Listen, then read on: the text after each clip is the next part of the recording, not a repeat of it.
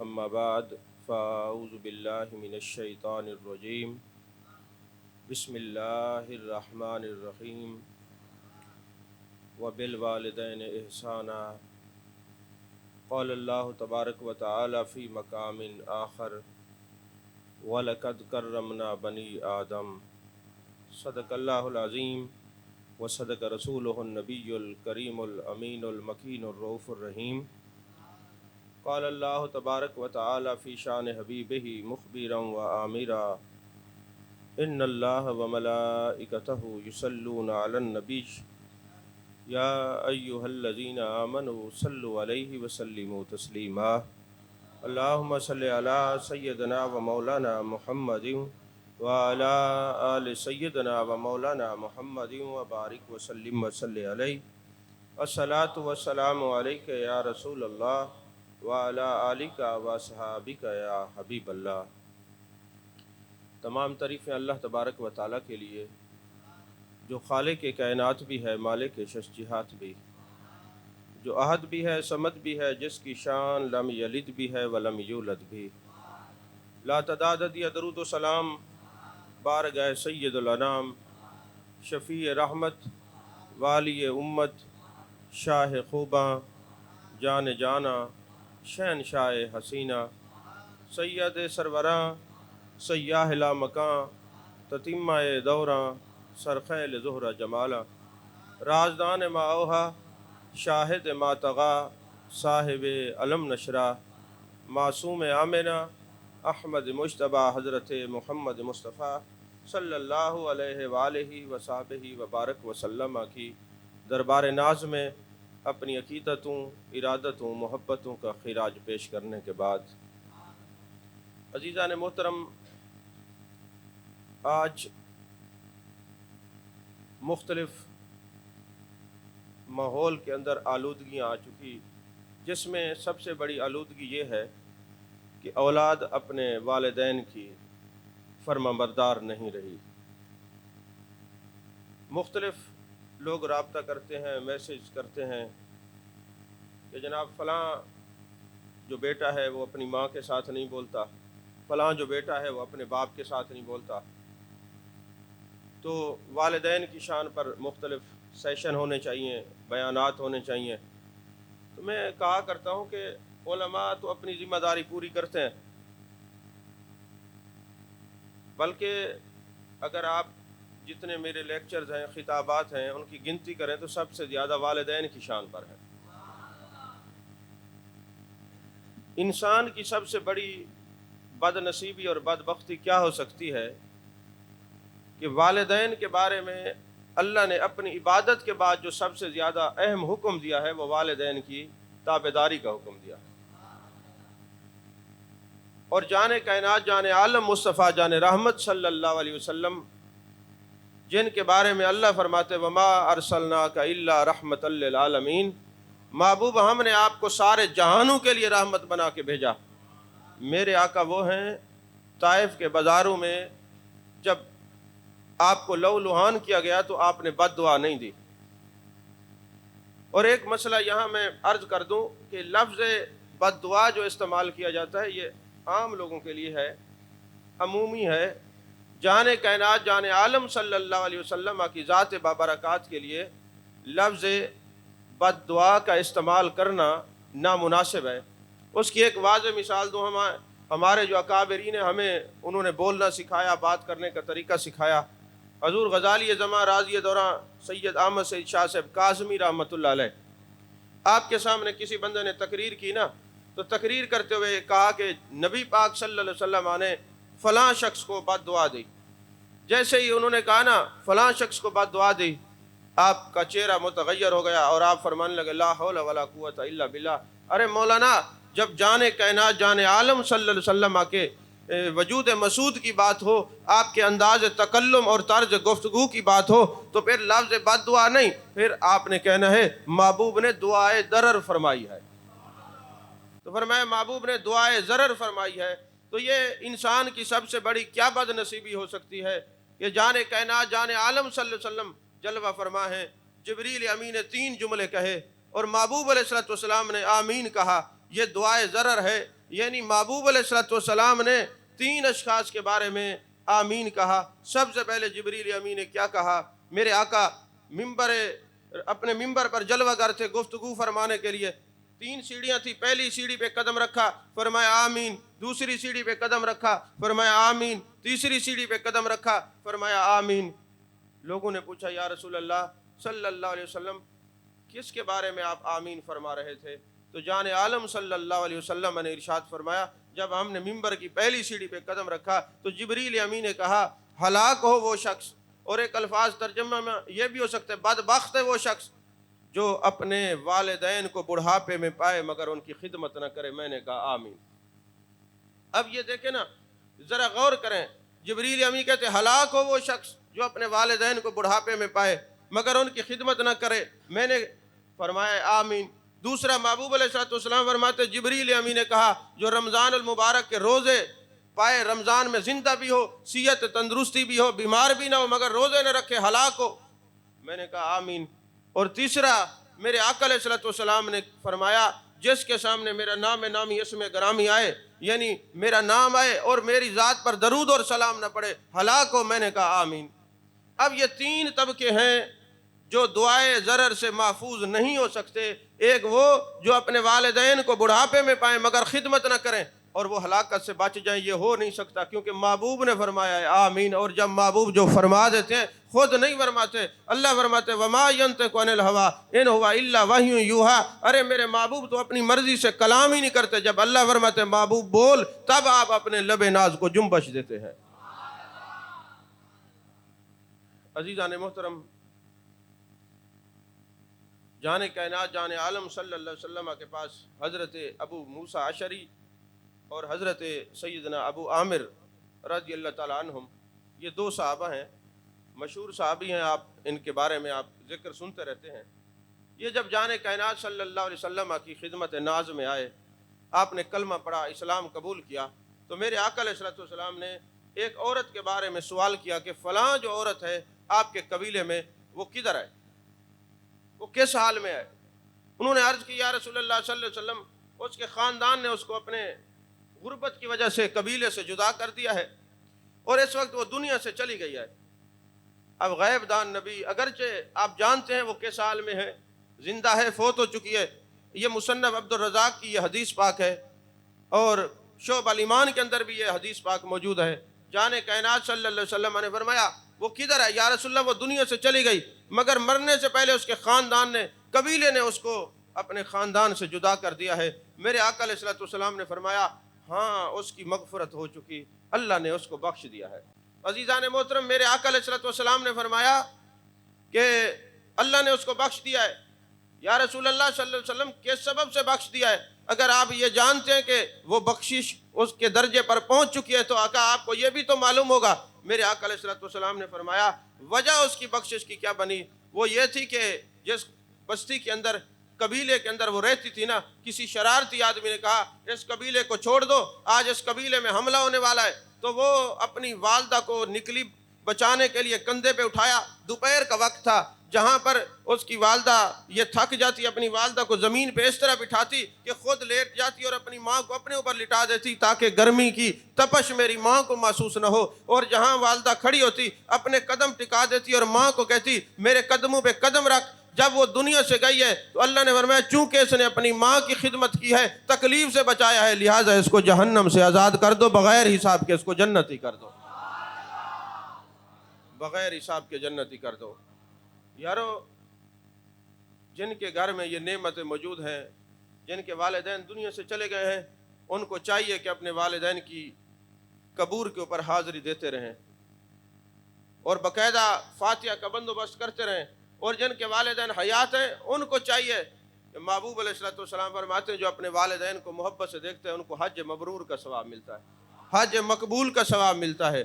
اب ظاہر سی بات ہے مینا، عرفات، مزدلفہ، یہ حج کی جو صعوبتیں اور تکلیفیں ہیں برداشت کرنے کے بعد کسی کے پاس سند نہیں ہے، دلیل نہیں ہے، یقین نہیں ہے کہ اس کا حج قبول ہو گیا، اگرچہ یقین رکھنا چاہیے، مگر محبوب علیہ السلام کے غلاموں جن کو اتنا صبر کرنے کے بعد، لاکھوں روپے خرچ کرنے کے بعد جس کسی کے پاس یہ دلیل موجود نہیں کہ اس کا حج قبول ہوا ہے، مگر محبوب علیہ الصلوۃ والسلام کا فرمان سب سے بڑی دلیل ہے، جو محبت سے والدین کے چہرے کو دیکھے گا اللہ اسے حج مبرور اور حج مقبول کا ثواب عطا فرمائے۔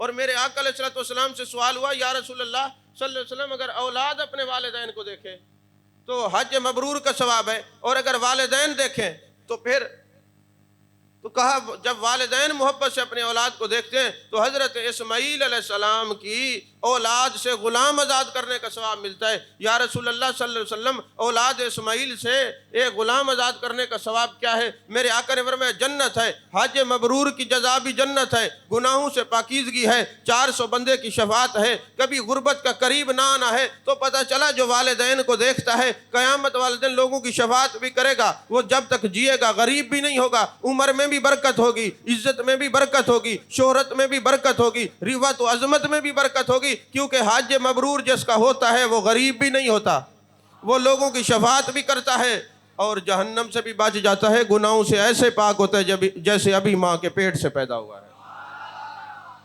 اگر والدین کو یہ پتہ ہو نا کہ اولاد نیک ہو یا بد ہو، جس والد نے اس کو آگ کیا اس کی نہ نماز قبول ہوتی ہے، نہ روزہ قبول ہوتا ہے، نہ اس کی عبادت قبول ہوتی ہے۔ اولاد نافرمان بھی ہو تو باپ کو آگ کرنے کا حق شریعت نے نہیں دیا۔ یہ مسئلہ ہے، ہم تو تھوڑی سی بات ہے اس کو آگ کر دیا، چلے بھائی یہ فارغ ہو گیا۔ اچھا محبوب نے یہ جو فرمایا، کچھ تو ہمارے لوگ پتہ کیا کرتے ہیں، آدھی حدیثیں بیان کرتے ہیں، آدھی قرآن کی آیات بینات پڑھتے ہیں۔ بھئی ایک طبقہ ہے وہ قرآن نماز نہیں پڑھتا، جب ان سے کہا کیوں نہیں پڑھتا ہے، انہوں نے کہا اللہ نے فرمایا یا ایھا الذین آمنوا لا تقربوا الصلاۃ، اے ایمان والو نماز کے قریب نہ جاؤ۔ بس انہوں نے آدھی آیت پڑھی، آگے تھا وانتم سکارا، جب تم نشے کی حالت میں ہو۔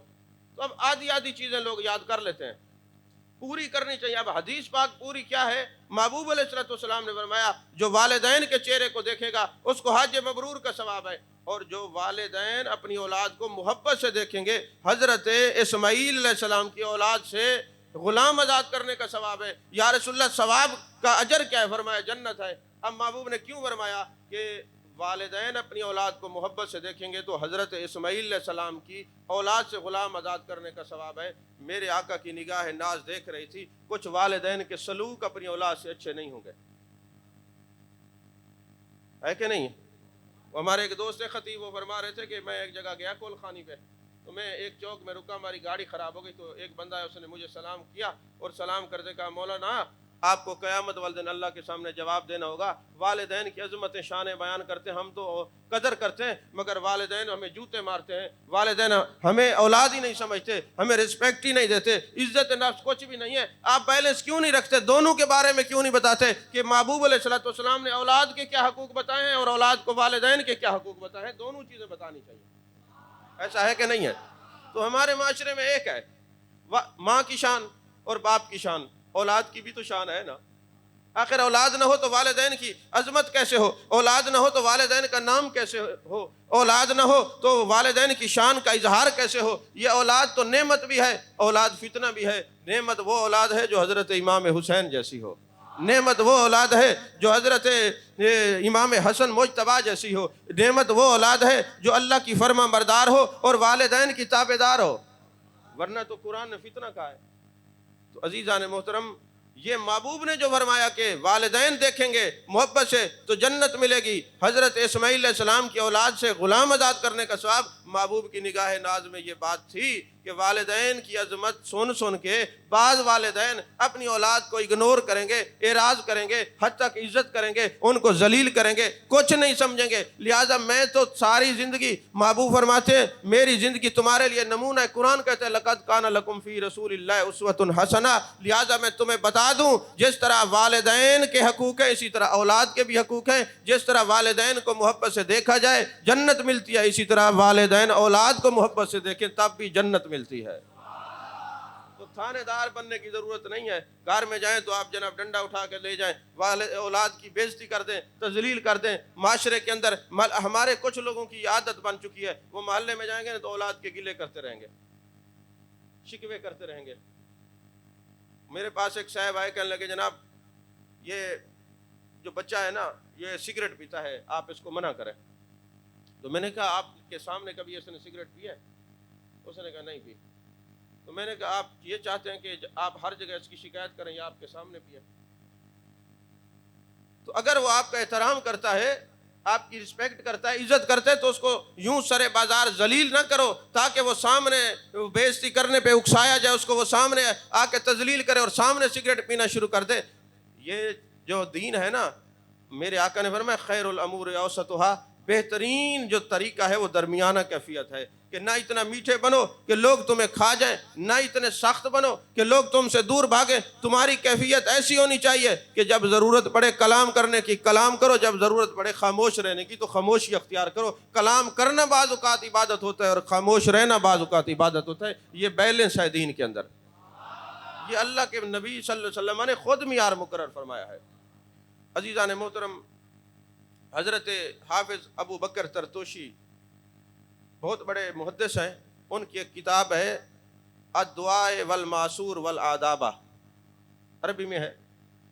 انہوں نے ایک بڑی بات لکھی ہے کہ جو والدہ کی دعا ہے، والدین کی دعا ہے، وہ عرش معلیٰ پر جاتی ہے۔ یعنی والدین جب اپنی اولاد کے حق میں دعا دیتے ہیں یا بد دعا دیتے ہیں، میں نے پچھلے جمعہ پر حضرت جریج کی وہ روایت بیان کی تھی، بخاری شریف کے اندر جو ہے، جو وقت کے ولی تھے لیکن والدہ کی بد دعا لگ گئی۔ اگر آپ کے ذہن حاضر ہیں، اگر آپ کو یاد ہو تو جو لوگ کہتے ہیں ماں تو کوئی شے نہیں، ماں کوئی شے نہیں، تو ولی کو بد دعا نہ لگتی۔ پتہ چلا والدین کا مقام ہے۔ اللہ نے اپنی عبادت کے بعد جو سب سے زیادہ زور قرآن میں دیا ہے وہ اپنے والدین کی تابعداری اور فرما برداری پر دیا ہے۔ وَبِالْوَالِدَيْنِ احسان، اللہ نے حکم دیا ہے کہ ان پر احسان کرو، نیکی کرو۔ احسان سریکی والا نہیں کہ میں تیرے تے احسان کیتے، وہ نہیں، خدمت کا معنی کیا ہے؟ خدمت کرو اپنے والدین کی۔ عزیزان محترم، یہ لکھتے ہیں حافظ ابو بکر ترتوشی، بڑی خوبصورت بات، وہ کہتے ہیں والدین کی دعا عرش معلیٰ پہ جاتی ہے۔ تو انہوں نے لکھا کہ ایک بہت بڑے عالم تھے، ابن مخلد ان کا نام تھا، محدث ہیں، حدیث کے لوگ ان کا نام جانتے ہیں۔ ان کے پاس ایک عورت نقاب کر کے آتی ہے اور کہتی ہے کہ حضور والا، آپ چونکہ بہت بڑے ولی کامل ہیں، محدث ہیں، سارا دن ساری رات آپ کے پاس لوگ آتے رہتے ہیں اپنے مسائل بیان کرنے کے لیے، تو حضور والا میں ایک مسئلہ لائی ہوں، وہ میرا مسئلہ حل فرما دیں۔ آپ نے فرمایا کیا مسئلہ ہے؟ تو عرض کرنے لگی حضور میرے بیٹے کو نا رومیوں نے، عیسائیوں نے جو ہے وہ قید کر لیا ہے، اب وہ مجھ سے دیت مانگتے ہیں، بے گناہ قید کیا ہے، اور وہ کہتے ہیں ہمیں پیسے دے تو پھر چھوڑیں گے، میرے پاس تو سوائے چھوٹی سی جھونپڑی کے مکان کے کچھ ہے نہیں، تو میں تو اس کو بیچ کے اس کو چھڑوا سکتی ہوں، اگر میں نے اس کو بیچ دیا تو پھر ہم سڑک پہ آ جائیں گے، روڈ پہ آ جائیں گے، ہمارے پاس بیٹھنے کی جگہ نہیں ہے، لہٰذا آپ کے پاس خیر والے لوگ آتے رہتے ہیں، مخیر حضرات آتے ہیں، تو آپ مہربانی کریں، آپ کسی سے کہہ کے میرے بیٹے کا جو فدیہ ہے وہ ادا کروا دیں تاکہ اس کی ضمانت ہو جائے۔ آپ فرماتے ابن مخلد وہ محدث کہتے آنکھوں سے آنسو آ گئے، رونے لگ گئے کہ ماں کی مامتا جب بے چین ہوتی ہے تو کس طرح لوگوں کے دروازوں پہ اپنی اولاد کے لیے دست سوال دراز کرتی ہے۔ اگر یہ ماں مصلی پہ بیٹھ جائے اور اللہ کی بارگاہ میں دعا کرے تو ماں کی دعا عرش معلیٰ پر سیدھی جاتی ہے۔ ابن مخلد نے کہا میں اس پر غور کروں گا، کوئی مخیر ڈھونڈ کے تمہاری مدد ضرور کروں گا، لیکن آپ ایسا کام کریں، آپ مصلی پہ بیٹھ جائیں، جتنی دیر آپ رب کی بارگاہ میں گریہ کریں گی آپ کے آنسو ضائع نہیں جائیں گے۔ والدین کے آنسو کبھی اولاد کے حق میں ضائع نہیں جاتے، چاہے وہ دعا کے طور پہ ہوں یا بد دعا کے طور پہ ہوں۔ میں نے عرض کیا کہ ترمذی شریف کی حدیث ہے، کسی نے سوال کیا یا رسول اللہ صلی اللہ علیہ وسلم میں جاننا چاہتا ہوں میرا رب مجھ سے راضی ہے کہ ناراض ہے، فرمایا گھر چلے جاؤ، باپ سے پوچھ لو راضی ہے کہ ناراض ہے، باپ راضی ہے تو خدا راضی ہے، باپ ناراض ہے تو خدا ناراض ہے۔ عزیزان محترم، اب ہوا یہ کہ وہ ماں آ کے مصلی پہ بیٹھ گئی، جب اس دن رات وہ گریہ کرتی، اپنے بچوں کے لیے دعائیں کرتی تھی، ایک رات ایسا ہوا کہ وہ جو بیٹا جیل میں تھا نا، اس کی جو بیڑیاں لگی ہوئی تھی، زنجیریں اس کو ڈلی ہوئی تھی، وہ ٹوٹ گئی۔ جو وہ داروغہ تھا جیل کا، اس نے کہا یہ تو خود توڑتا، اس نے کہا واللہ با خدا میں ہاتھ نہیں لگاتا، اس نے لوہار کو بلا کے پہلے سے زیادہ مضبوط زنجیر میں باندھ دیا، وہ دیکھتے دیکھتے پھر ٹوٹ گئی۔ اب یہ بات مشہور ہو گئی، چونکہ عیسائیوں کی جیل میں تھا، قید خانے میں تھا، انہوں نے کہا عیسائیوں کے جو پاپ ہوتے ہیں، جو پادری ہوتے ہیں، ان کو بلایا جائے، ان کے سامنے یہ بات رکھی جائے کہ یہ ہم زنجیر باندھتے ہیں اور زنجیر ٹوٹ جاتی ہے، اس کا سبب کیا ہے، اس کی وجہ کیا ہے؟ وہ جو پاپ تھا، ان کا پادری تھا، اس نے کہا مجھے اور کوئی وجہ نہیں لگتی، اس قیدی سے پوچھو اس کی ماں زندہ ہے؟ توجہ ہے کہ نہیں ہے؟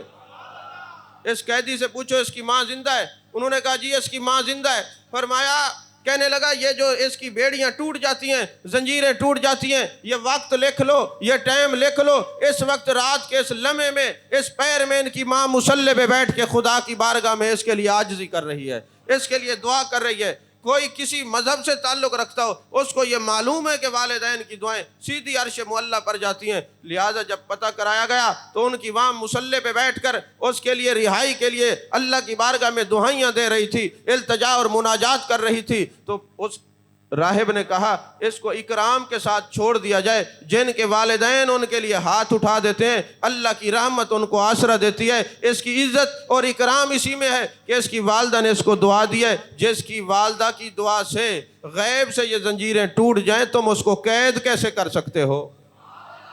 عیون العقاد کے اندر میں ایک بات پڑھ رہا تھا، اس آج کے اس معاشرے کے مطابق ابن جوزی نے لکھی ہے۔ ابن جوزی آج کا نہیں ہے، یہ 5ویں صدی کا ہے، جب حضرت غوث پاک رضی اللہ تعالیٰ عنہ کی زہری حیات کا دور تھا۔ یہ ابن جوزی اس وقت کا ہے، اور ابن جوزی ابن تیمیہ کا شاگرد ہے۔ تو ابن جوزی نے ایک بات لکھی کہ جب کوئی بندہ اپنے والدین سے گستاخی کرتا ہے نا، وہ بیج بو رہا ہے، وہی جو کچھ اس نے اپنے والدین کے ساتھ کیا ہے، قدرت اسی کے ساتھ اس کی اولاد کے واسطے سے ضرور کروائے گی۔ ابن جوزی نے اس پر بڑے دلائل دے کے پورا باب باندھا ہے۔ اچھا، پورے دلائل دیتے دیتے پھر اس نے ایک بات جو لکھی ہے جو میں آپ کے گوش گزار کرنے کی سعادت حاصل کرنا چاہتا ہوں، کہ انہوں نے لکھا کہ ایک بیوہ تھی، خامد اس کا فوت ہو گیا، بچہ ایک چھوٹا سا تھا 2 سال کا، ماں نے اس کی پرورش کی، اس کو پالا پوسا، وہ بڑا ہو گیا، پھر اس کی شادی کی، اور پھر جیسے ہی شادی ہوئی تو بیگم آئی، تو بیگم کو ساس بالکل پسند نہیں تھی کہ یہ کیا مصیبت گھر میں پڑی ہوئی ہے۔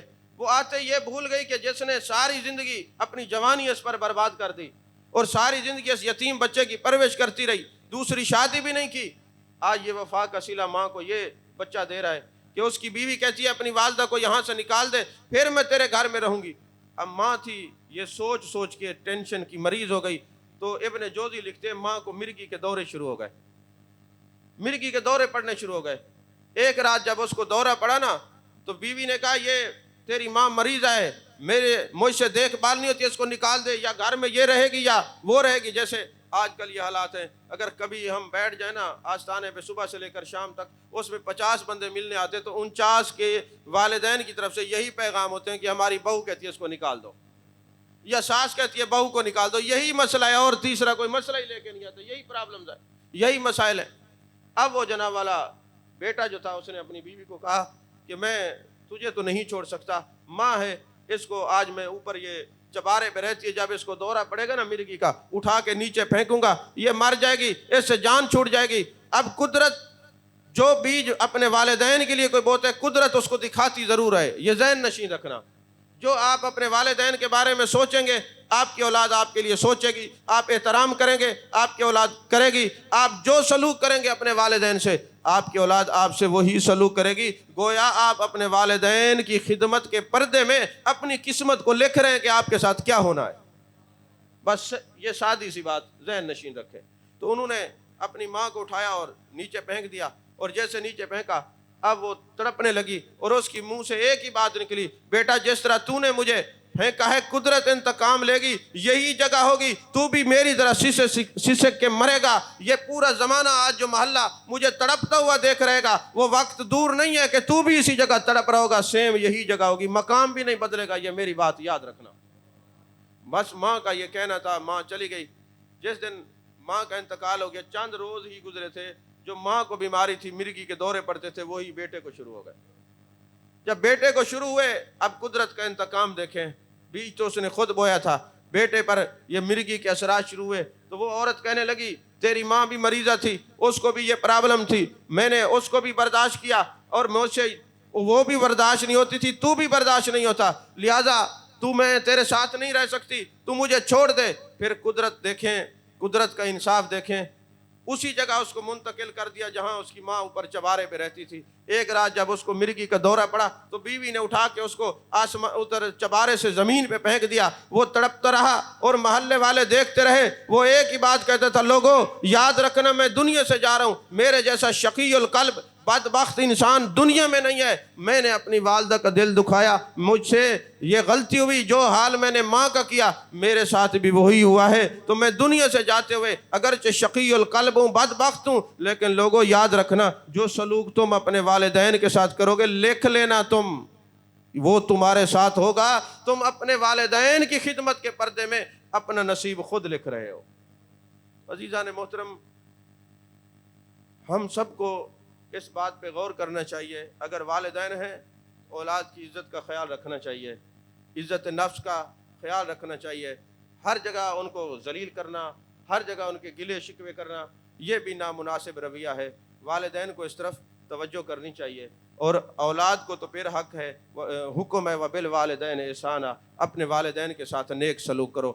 اچھا، یہ تو میں نے مشورتاً والدین کو کہا ہے، کیونکہ پوری دنیا میں آواز جاتی ہے، لوگ سنتے ہیں، یہ مشورتاً کہا ہے، لیکن اولاد کو تو اللہ کا حکم ہے کہ اپنے والدین کی خدمت کرو۔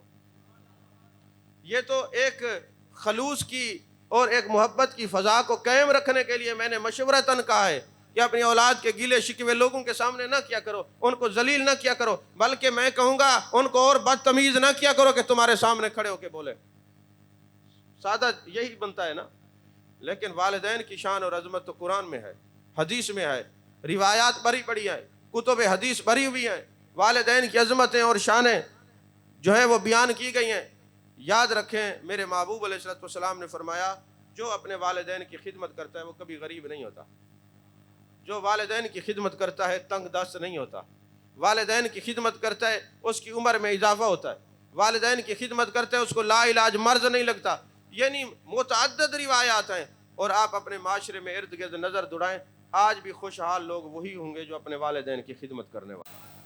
اللہ جل مجد الکریم ہم سب کو اپنے والدین کی خدمت کرنے، اللہ اور اس کے رسول صلی اللہ علیہ وسلم کے تابعداری اور اطیع اللہ و اطیع الرسول پر عمل کرنے کی توفیق عطا فرمائے۔ آمین، وآخر دعوانا ان الحمد للہ رب العالمین۔